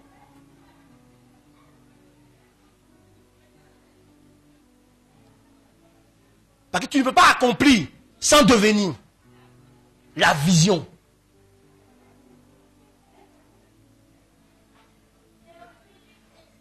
Tu ne peux pas avoir les millions sans être millionnaire. Tu peux pas avoir les milliards sans être milliardaire. Tu dois être milliardaire. Avant que les milliards soient sur ton compte bancaire, tu dois être milliardaire dans ta tête. Dans ton style de vie. Mais c'est ce qui va produire les milliards sur ton compte bancaire. Si tu ne connais pas le chemin, tu ne connais pas les méthodes, tu ne connais pas les compétences, tu ne connais pas le caractère qu'il faut avoir, ce qu'il faut faire, le niveau de leadership qu'il faut avoir. Parce que tu ne vas pas être assis en France, et puis ton entreprise qui est au Ghana, qui est au Maroc, tu diriges ça comment? Il faudra avoir la capacité d'avoir un gars qui te représente, un DG, avec qui tu as de bonnes relations, pour qu'il ne détourne pas ton argent. Donc, pour être milliardaire, tu vas élever ton niveau, ton habilité relationnelle, ta capacité d'influencer les autres, ta capacité de convaincre les autres à travailler pour toi. Tout en pensant qu'ils travaillent pour eux. Il y a les gens qui reçoivent, mais la grande partie vient de ta poche. Il faut les convaincre à travailler pour toi. Donc toi, tu es assis à l'autre bout du monde là-bas, puis il travaille pour toi. Imaginez-vous celui qui a... Le propriétaire de MTN, il n'est pas en Côte d'Ivoire. Le propriétaire de Cagil, il n'est pas en Côte d'Ivoire. Bouygues est assis en Côte d'Ivoire. Bouygues en France, il est chez lui là-bas. Mais il y a des gens qui gèrent, sérieux ici, qui gèrent les entreprises qu'il a au niveau du port. Et puis il est assis en France. Et l'argent vient. Donc il a su développer sa capacité organisationnelle, sa capacité de travailler en équipe. Tout ça. Comment son autorité, malgré qu'il n'est pas présent, son autorité est respectée. Il a su développer tout ça en lui. Donc ta vision va te façonner, va te développer. Tu vois, si tu veux progresser, tu veux te développer, la vision engendre le progrès, la vision engendre la croissance, la vision engendre le développement personnel. Parce que si tu ne te développes pas, tu ne seras pas l'homme de la vision. Et la vision ne peut pas s'accomplir si tu ne deviens pas l'homme de la vision. Si ta vision nécessite que tu sois un homme de prière, tu devras développer ça. Si ta vision nécessite que tu sois un homme spirituel à une sensibilité spirituelle très élevée, tu devras développer ça. Si ta vision décide que tu dois développer des compétences en écoute, des compétences en organisationnelles, des compétences en créativité, des compétences en leadership, en communication, en planification, en gestion, en supervision. Si tu ne veux pas les développer, tu ne vas pas voir la vision s'accomplir. Si ta vision existe, que tu as un niveau élevé de confiance dans les autres pour pouvoir t'investir en eux et les développer, et que tu ne veux pas, que tu veux rester une personne égoïste, ta vision ne va pas s'accomplir. Parce que la vision nécessite le partage. Et tout homme égoïste ne peut pas accomplir de vision. Si tu veux tout pour toi seul, tu n'accompliras aucune vision. La vision nécessite que tu sois un homme sacrifié. Sans sacrifice, pas de vision accomplie. Donc, tu vois, il y a des choses que tu dois comprendre toi-même. Ta vision va t'enseigner que ce comportement, cette manière de penser ne peut pas t'aider à arriver là-bas. Tu seras obligé de travailler sur toi pour te corriger, pour changer ta manière de penser, ta manière de raisonner, pour changer ton comportement, pour changer ton caractère, si tu veux atteindre ta vision. Il y a des gens qui se levaient tard, mais leur vision leur a appris qu'ils doivent se lever tôt et se coucher tard, et se lever tôt et se coucher tard. Leur vision leur a appris ça. Leur vision leur a appris qu'ils ne peuvent pas agir dans l'improviste. Toutes ces actions doivent être coordonnées et liées. Parce qu'une seule action peut détruire tout ce qu'il a déjà bâti. Donc il est obligé de veiller sur ses actions, de veiller sur chaque acte qu'il pose, pour que la vision continue de s'accomplir jusqu'au sommet. Frère, si tu ne veux pas être transformé, tu ne peux pas accomplir une vision. La vision va te transformer. La vision va te changer. Si tu veux un mariage de paix, un mariage heureux, tu vas apprendre à être une femme soumise, tu vas apprendre à être une femme de paix, tu vas apprendre à être une femme sage, une femme qui parle au bon moment, qui se tait au bon moment. Tu vas apprendre à gérer tes émotions. Si tu veux que ton foyer soit harmonieux, que ton foyer soit harmonieux et prospère, tu vas apprendre à aimer ta femme, tu vas apprendre à aimer tes enfants, tu vas apprendre à avoir du temps avec eux, tu vas apprendre à communiquer avec eux, tu vas apprendre à te maîtriser, tu vas apprendre à leur accorder du temps, tu vas apprendre à savoir les développer, tu vas apprendre à savoir leur parler, tu vas apprendre. Si tu veux un foyer stable, ça ne viendra pas comme ça. Ça se bâtit. Donc tu trouveras du temps pour ta femme. Tu vas apprendre à corriger ta femme avec les bons mots. Parce que tu ne veux pas la détruire. Tu vas apprendre à la supporter. Tu vas apprendre à accepter sa personne, à la façonner. Elle va apprendre aussi à t'accepter. Tant que chacun n'est pas prêt à faire ça, votre foyer va tout droit dans le mur. Si ton mariage ne te change pas, tu n'es pas encore marié. Je pèse mes mots. Si ton mariage ne t'a pas transformé, n'a pas fait toi un meilleur homme, ne te change pas. Si la présence de ta femme ne t'a pas corrigé, ne t'a pas poussé à développer des vertus, ne t'a pas poussé à abandonner des défauts, ça ne joue pas encore son rôle de femme dans ta vie. Pareil pour l'homme. Si vous vous mariez, votre foyer va vous transformer.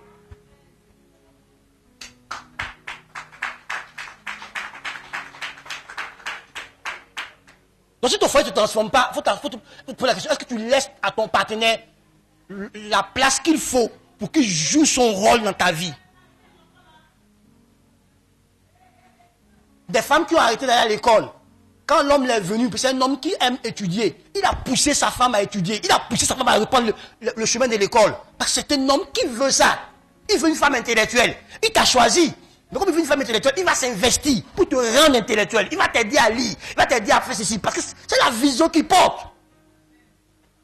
Donc si ton mariage ne te transforme pas, si tu ne vois pas les marques, les traces de ton mari dans ta vie, les traces de ta femme dans ta vie, posez-vous la question, est-ce que vous êtes un couple?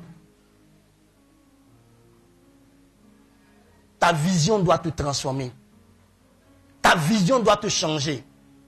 Toute rencontre humaine que tu fais va te transformer. En bien ou en mal. Donc il faut savoir choisir tes rencontres humaines, tes relations humaines. Parce que ça te changer.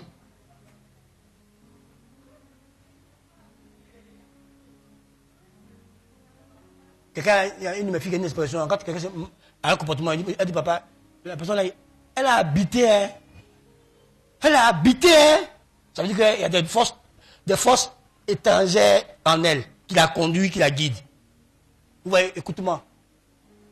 On marche tous avec des forces invisibles. Qui nous poussent à faire des choses. Qui nous poussent à dire des choses. On dit, c'est poussé par l'esprit que les gens ont parlé de la part de Dieu.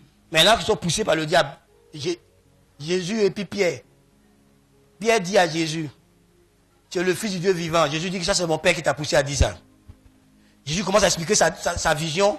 Pierre dit, viens ici. Il ne faut plus jamais dire que tu vas mourir. Jésus dit, arrière de moi. Donc il inspirait. Donc il y a des forces qui nous inspirent. a des forces spirituelles engagées derrière nous. À quelle force tu es connecté? À quel trône tu es connecté?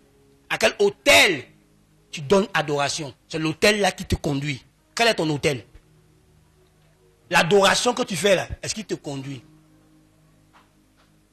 Et c'est ça, il m'a fait mes propos. Là, il parle prophétiquement. L'adoration que tu fais, c'est ce qui te... La divinité auquel tu rends culte, cette divinité-là qui te conduit. Donc tu peux être chrétien et tu ne rends pas culte à Dieu. C'est pas parce que tu dis que je suis chrétien que tu rends culte à Dieu. Hein? Parce que dans tes actes, dans tes paroles, on découvre la divinité qui te conduit. On découvre la divinité auquel tu rends culte. Est-ce que tu comprends? Si tu adores Dieu, si tu aimes Dieu, si tu obéis à Dieu, tes paroles, tes actions révèlent la divinité que tu adores.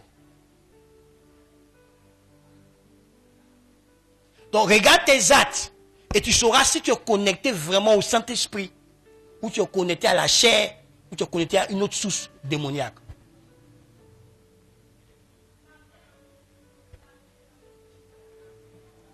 Donc la vision que tu portes te vient de la divinité que tu adores.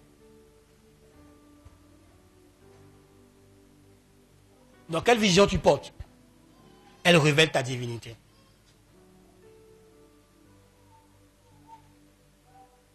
Si tu adores vraiment Jésus, dans tes actions et tes paroles, on verra l'adoration de Jésus. Parce que l'adoration, c'est pas seulement dire Seigneur, je t'aime. Non, non, non. L'adoration, c'est d'abord un état d'être, une façon de vivre, c'est un style de vie. Tu es conscient que tu adores une divinité, que tu aimes une divinité, que tu as consacré ta vie à une divinité. Donc dans tes paroles, dans tes actions, tu cherches à ce que cette divinité soit révélée, soit glorifiée. Donc si tu veux glorifier cette divinité, ça ressort par tes paroles, ça ressort par tes actions. C'est comme ça que ta vision ressort par tes paroles, tes actions, ce que tu fais. Frère, sans poursuite de vision, si tu n'es pas en train de poursuivre une vision de vie, tu vas voir que tu n'avances pas. Tu ne progresses pas, tu ne te développes pas, tu n'évolues pas. Parce que tu ne poursuis rien.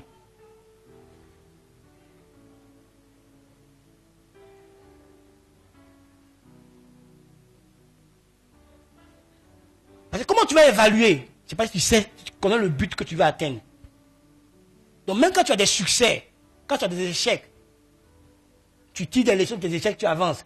Dans le succès, tu célèbres ton succès et tu avances. Tu ne t'assois pas dans le succès parce que tu sais que tu n'as pas encore accompli, tu n'as pas encore atteint le but total, le but final. Comme Paul qui pouvait dire à la fin que lui, il sait qu'il a achevé la course. Est-ce que toi et moi, on peut dire ça demain? Que j'ai achevé ma course, la course divine que je devais faire sur la terre, dont je rentre auprès de mon Père.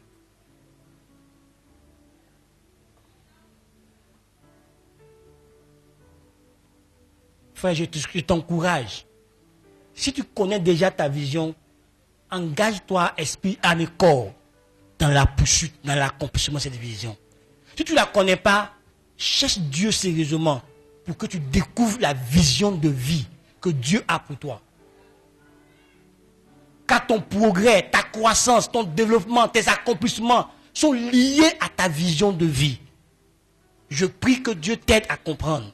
Je prie que Dieu t'aide à découvrir ta vision de vie.